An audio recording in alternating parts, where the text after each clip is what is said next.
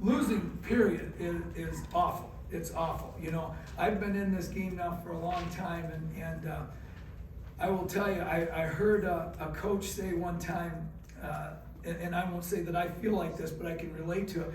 A coach said one time, they said, if you're in this long enough, winning is a relief and losing feels like death.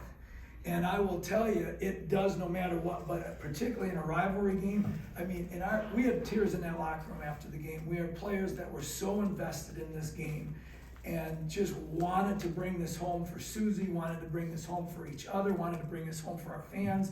So yeah, it hurts. I'm not gonna sugarcoat that or try to deceive you whatsoever. It hurts, it stings, but we have to take the lesson, we have to take what's happened and own it and then move on from it. And that's the big thing. I think, again, one game never defines you, but how we move from this game and how we move forward will be part of what defines us in this team especially. So we have to take that and move forward. And yeah, it hurts, it's not fun.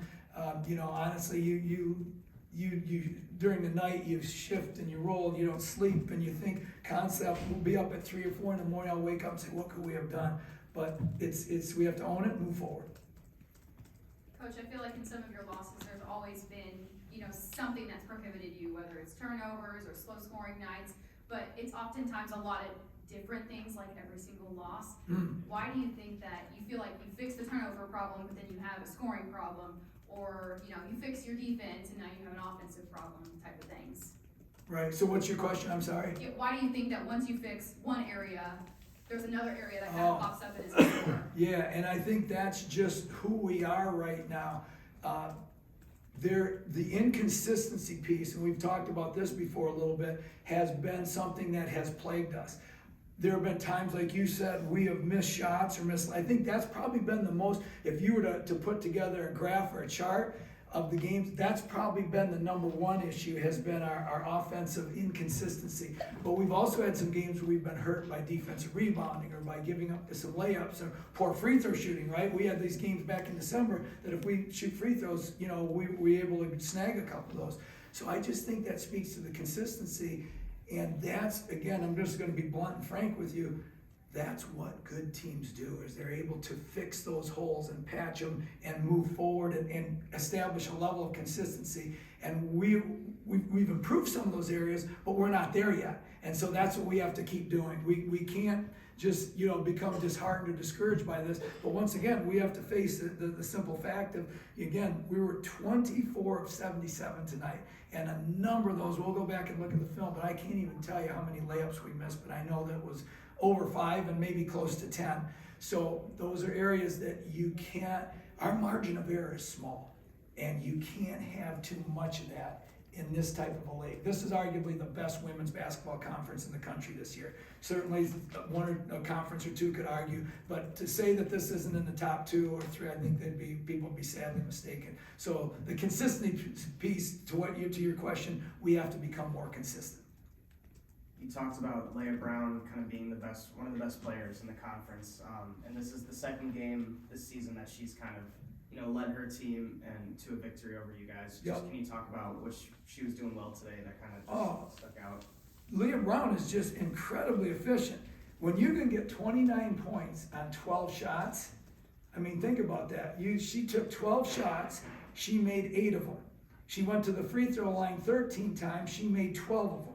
I mean, that's very, very impressive. That's a very efficient stat line.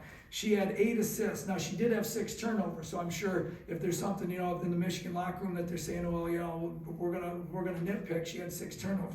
But man, you go 8 of 12. She was 1 of 2 from the arc, 12 of 13 from the free throw line, and 12 rebounds. So to your question specifically, she's very efficient. Her mid-range game, she's got a pull-up jumper that's as good as anybody in the country. Not anybody in the league. Her pull-up jumper is as good as anybody in the country. She can go left and right, and that's something that a lot of players can do. She can finish left, she can finish right.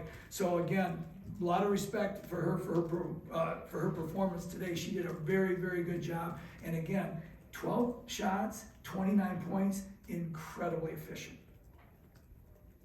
Coach, 9 losses this year have been decided by 10 or less points. What are different things you would like to see to be able to close these games out, because you guys are right there. Yes. Even the best teams in the country, as you alluded to earlier. Yes, yeah, and it's ironic you mentioned that, because we were on the phone, the last phone call with Susie. She was adding them up, doing some numbers, and I think it was, she had picked 4 games, and I can't remember which 4 they were, but I think it was a 13 or 14 point total that separated us from 4 wins. And so it is so frustrating to be that close. We go back to Purdue, an overtime loss in Purdue back in December. We go back with the Wisconsin game, the Georgia Tech, a 3-point loss, and then some of these recent games. And again, I will say this sounds maybe oversimplistic, but I'm just telling you from the heart and the gut, the consistency. You've got to be. We can't have too many nights in this league against these type of opponents where we miss 53 shots. We got 77 shots and only put 24 in. You've got to be able to deliver. You've got to be able to deliver. Now again, there have been some nights we talked about this where maybe our defensive rebounding was an issue, or our one-on-one defense. So we've improved some of those areas. We still get zinged at times with that, but I think for us right now, the biggest piece, if you were to say, you could have one wish and you could put some magic powder and sprinkle on this team, I'd go scoring efficiency and we'll figure the rest out. So again, the consistency piece to your question, we've got to do better. We've just got to be more consistent. We've got time for one more. Front. You talked about Leah Brown, but Maddie Nolan, Yes. 5 for 8 from deep, a lot of shots from the arc, but those threes kept Michigan in the Yes, they beginning, did. and then kind of allowed them to pull away at the end. Can you talk a bit about how her shots were and how you tried to stop her? Oh yeah, no, she was a focal point. I mean, you don't have to be in this league long or watch Michigan long to know that Maddie Nolan is a pure shooter. She's a sharpshooter. I mean, she can make threes from anywhere on the floor, makes them deep, and great shooter. We were not wanting to give her open looks. Obviously, you don't want to give an opponent's best 3-point shooter. She had 10 shots, 8 of them were threes. So our objective was to get her off the arc, to not let her have open threes. But once again, this is sometimes an error that's made in the course of the heat of battle. We close out on shooters, and if you're not in their space, a shooter is not bothered when you give them space. We gave Maddie Nolan on probably, of her 8 threes, probably 5 or 6 of them. We hadn't closed enough of that space. And I don't care who you are, when you're a good shooter and you can figuratively speaking, you get your gun out of the holster, you're gonna do damage. And she was able to get into the shooting motion. We wanted to break her down and make her dribble more. We were not able to do that. So again, that was part of where we were unsuccessful defensively. But you're right, she was the silent piece in that. Everybody Leah Brown went to it, but for her to go 5 of 10 from the field and get 22, 5 of 8 from the arc, that's a heck of a night for that kid. Okay, thanks, Coach. Thank you.